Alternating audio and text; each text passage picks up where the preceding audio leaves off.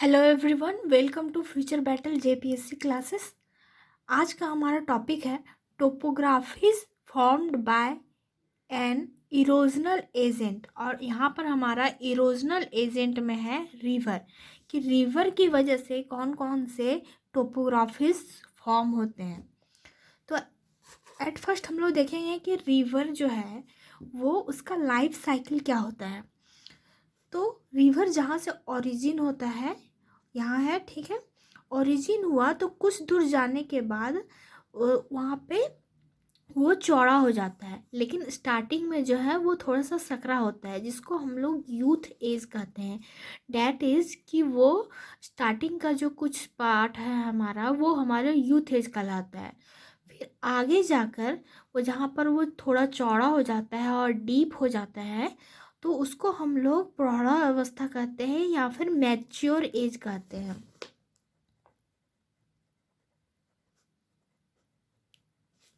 ठीक है। और जहाँ पर वो समुद्र में जाके मिल जाता है, कि जहाँ पे वो सी में जाके गिर जाता है, तो उसको हम लोग मुहाना कहते हैं। और इसको हम लोग मुहाना के साथ साथ वृद्धा अवस्था यानी कि ओल्ड एज भी कहते हैं। तो इससे हम लोगों को क्या पता चला कि रिवर जो है उसको हम लोग 3 पार्ट में बांट सकते हैं। डैट इज़ ओरिजिन और यूथ एज, और second is mature age, third is हमारा ओल्ड एज। तो the phase of river from origin to mouth is divided in 3 parts, that is youth age, mature age and old age. Youth age में हम लोग देखेंगे तो speed of river जो है वो डायरेक्टली प्रोपोर्शनल होता है हमारा, वहाँ पे जो डेब्रिज वो कैरी करता है उसके लिए परिवहन क्षमता, मतलब है कि वो अपने, अगर वो रिवर फ्लो हो रहा है तो अपने साथ साथ वो क्या चीज़ लेकर फ्लो हो सकता है, ठीक है। और यहाँ पर जो हमारा इरोजन टाइप होता है वो वर्टिकल इरोजन होता है, कि नदी जो है वो डीप होती है, ना कि ज़्यादा चौड़ी होती है, ठीक है। तो यूथ एज में हम लोग देखते हैं कि इसकी क्वालिटीज़ क्या क्या है। तो फर्स्ट क्वालिटी वही था कि हमारा जो वहाँ पे जो परिवहन क्षमता है, मतलब कि फ्लो का जो कैपेसिटी है, वो फ्लोइंग कैपेसिटी जो है हमारा, वो डायरेक्टली प्रोपोर्शनल है स्पीड ऑफ रिवर के मतलब कि किसी चीज़ के साथ फ्लो होने की कैपेसिटी, मतलब कि वो अपने साथ कितने चीज़ को लेके फ्लो हो सकता है। और सेकेंड था हमारा कि ये वर्टिकल इरोजन करता है। तो in youth age rivers flow through slope of mountain, ठीक है। यूथ एज में जो है रिवर जो है वो स्लोप की तरफ फ्लो होता है, कहाँ पर, तो माउंटेन से। Its speed of flow is maximum, यहाँ पर स्पीड ऑफ फ्लो जो है वो मैक्सिमम होता है। Due to this its transportation capacity is also at maximum, इसकी वजह से जो इसका ट्रांसपोर्टेशन कैपेसिटी है वो भी मैक्सिमम में होता है। डैट मीन्स कि transportation capacity is directly proportional to velocity to the power 6, ठीक है। Second is in this phase river arises big lumps of rock, due to this it performs vertical erosion, कि उसकी अगर speed अगर ज़्यादा है तो वो अपने साथ ज़्यादा अमाउंट के ज़्यादा बड़े पत्थर वो कैरी कर सकता है, और ज़्यादा बड़े पत्थर कैरी करने की वजह से जो है वो वर्टिकल इरोजन करता है। This result depending on the valley, मतलब कि sorry this results in deepening of valley, मतलब कि यहाँ पर अगर वो वर्टिकल इरोजन कर रहा है तो उसकी वजह से क्या होगा कि वैली जो है वो डीपन होगी। अब हम लोग मैच्योर एज के कैरेक्टरिस्टिक्स को अगर देखें तो उसमें है as when river enters in plain, कि स्लोप से उतर कर जब वो प्लेन पर फ्लो होना शुरू करता है, तो from the slope of mountain then मतलब कि जब वो उतर जाता है और जब वो प्लेन में एंटर करता है तो उस एज को हम लोग मैच्योर एज कहते हैं। In this stage speed of a river become slow, यहाँ पर जो स्पीड ऑफ रिवर जो है वो स्लो हो जाता है। Due to this its transportation capacity become low, और इसकी वजह से हमारा ट्रांसपोर्टेशन कैपेसिटी है वो भी लो हो जाता है। It carries dust particle plus tiny particles of the rock. इसकी वजह से क्या है, वो बड़े बड़े अमाउंट के जो वो पत्थर कैरी कर रहा था वो किनारे में डिपॉजिट कर देता है, और क्या कैरी करने लगता है, तो डस्ट पार्टिकल और टाइनी पार्टिकल ऑफ रॉक्स को कैरी करने लगता है। Third is, in this stage it starts to perform lateral erosion along with the vertical erosion। अब हम लोगों ने जहाँ तक देखा था कि फर्स्ट पार्ट जो था हमारा यूथ फेज में वो सिर्फ वर्टिकल इरोजन कर रहा था, बट यहाँ पर जो हमारा सेकेंड फेज है डेट इज मैच्योर एज, तो वहाँ पर जो है वो वर्टिकल इरोजन के साथ साथ ये लैटरल इरोजन भी स्टार्ट कर देता है।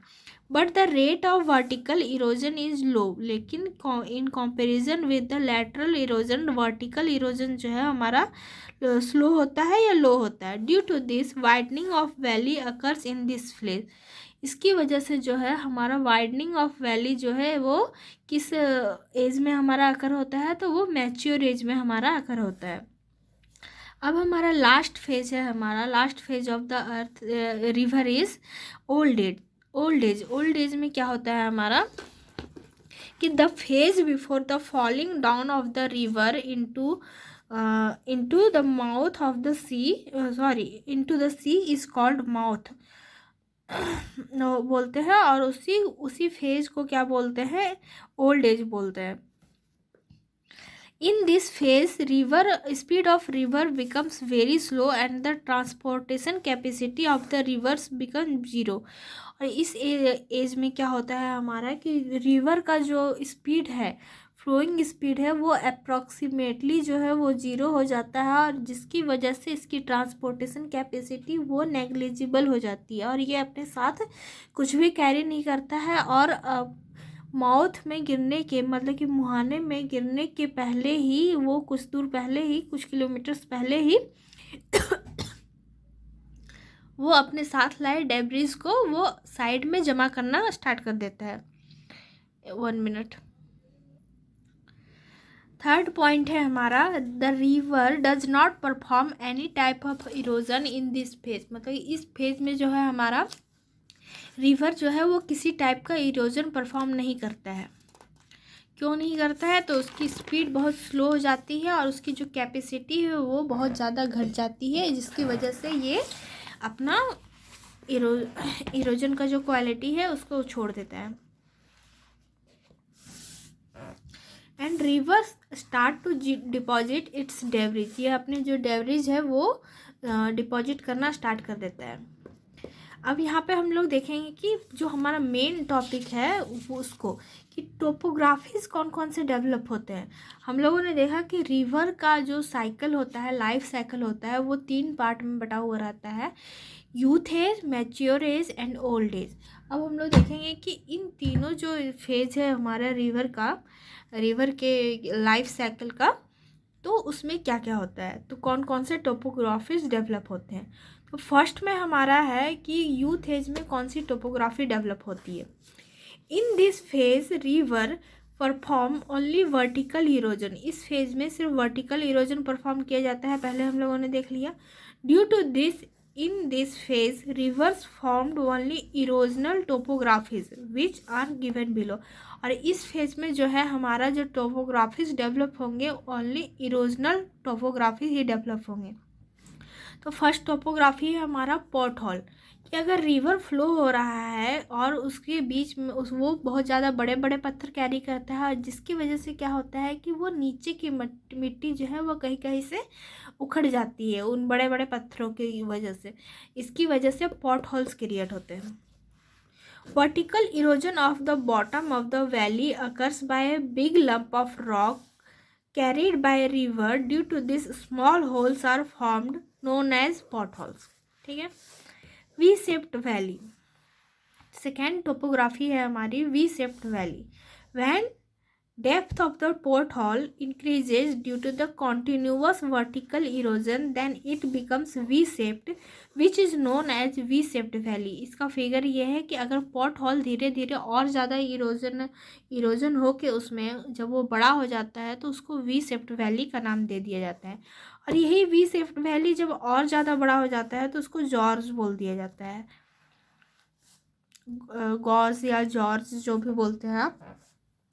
तो ये हमारा पॉट हॉल है, वो थोड़ा बड़ा हो गया तो वी शेप्ड वैली बन गया, और वो उससे भी ज़्यादा बड़ा हो गया तो वो गार्ज का निर्माण कर देता है। गार्ज जो है हमारा 100 फीट से 1000 फीट तक होता है, जबकि वी शेप्ड वैली जो है वो 1 फीट से 100 फीट तक होता है। V-shaped valley having excess depth known as gorge. For example, gorge formed by Sindh and Brahmaputra river in India. India में एग्जाम्पल्स अगर हम देखें कि कौन कौन से रिवर्स फॉर्म करते हैं, तो सिंधु नदी हमारी फॉर्म करती है और ब्रह्मपुत्र नदी जो है वो गॉर्ज का निर्माण करती है। Fourth topography is canyons. Canyons क्या है? वो आई शेप्ड वैली होता है जो बहुत पतला और नैरो होता है लेकिन बहुत ज़्यादा डीप होता है। When river formed I-shaped valley, then it is known as canyons. Example: the Grand Canyon carved by Colorado River in Arizona USA. मतलब एरिजोना के यूएसए में जो कोलोराडो रिवर है वो आई शेप्ड वैली क्रिएट करती है, जिसको हम लोग कैनियंस बोलते हैं। Fifth is rapids. रैपिड्स क्या होते हैं वो देख लेते हैं। ये सारे जो टोपोग्राफीज जो अभी तक हम लोग डिस्कस कर रहे हैं, that is pot hole, V shaped valley, gorge, canyons and अब रैपिड्स, वो जो है हमारे यूथ फेज में जो भी रिवर हमारा बनाता है उसके बारे में है। ठीक है।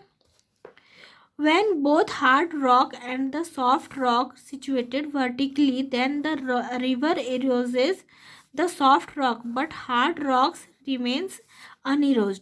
जो हार्ड रॉक है हमारा अनइरोज रह जाता है। अगर रिवर फ्लो कर रहा है, अगर हार्ड रॉक और सॉफ्ट रॉक दोनों ही अगर ज़मीन में इंक्लूडेड है, तो जहाँ पे हार्ड रॉक होगा वो इरोज नहीं होगा, लेकिन जहाँ पे सॉफ्ट रॉक होगा वो इरोड हो जाएगा। When the river flow through them in a wavy form, then it is called river. और इसी की वजह से क्या है कि कुछ कुछ स्मॉल डिप्रेशन क्रिएट हो जाते हैं जहाँ पर हमारा सॉफ्ट रॉक रहता है और जहाँ पर हार्ड रॉक रहता है वो इरोड नहीं होता है, जिसकी वजह से क्या होता है कि रिवर जो फ्लो करता है वो वेवी मैनर में फ्लो करता है और यहाँ पर रैपिड्स का निर्माण करता है।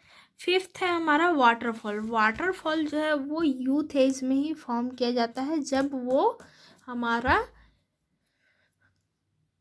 माउंटेनियस रीजन से प्लेन में एंटर करता है। प्लेन में हमारा वाटरफॉल क्रिएट नहीं होता है, हमारा कब होगा? जब वो वाटरफॉल माउंटेन रीजन से प्लेन में एंटर करेगा, तभी ये जर्नी के दौरान ही वाटरफॉल का निर्माण होता है। When both hard and the soft rocks situated horizontally layer by layer in the path of river, then the river erodes the soft rock, but erosion of the hard rock does not occur. Due to this, cliff is formed. When river falls down from the cliff, then the waterfall is formed. ठीक है। Waterfall का figure ये है, hard rock है, soft rock है, फिर से hard rock है, लेकिन जब रिवर फ्लो कर रहा है तो क्या होगा कि सॉफ्ट रॉक जो है वो इरोड हो जाएगा। अगर वो सॉफ्ट रॉक इरोड हो जाएगा तो किसका फॉर्मेशन होगा? तो क्लिफ का फॉर्मेशन होगा। अगर क्लिफ का फॉर्मेशन होगा तो वहाँ से वो रिवर तो अपना डायरेक्शन चेंज नहीं करेगा, लेकिन वहाँ से ही वो नीचे गिरना स्टार्ट हो जाएगा, और जब वो नीचे गिरेगा तो वो वाटरफॉल का फॉर्मेशन करेगा। एग्जाम्पल्स में हम लोग देख लेते हैं। Victoria fall of Zambezi river in southern Africa. Second is Jog Fall of Sravasti River in Karnataka, India. It is the tallest waterfall in India. Sravati River is tributary river of Kaveri River. Kaveri नदी की जो है tributary river है Saravati river, और वो वहाँ पर ही jog fall है जो कि इंडिया का सबसे ज़्यादा टॉलेस्ट फॉल है। Third is Dhuandhar fall, Jabalpur district of Madhya Pradesh में है। ये किस पर है? तो नर्मदा रिवर पर है। ठीक है, यहाँ तक था हमारा topographies formed by rivers in the youth age. अब है हमारा topographies formed in mature age of the river. Mature age में कौन कौन से टोपोग्राफीज फॉर्म करेंगे रिवर के द्वारा?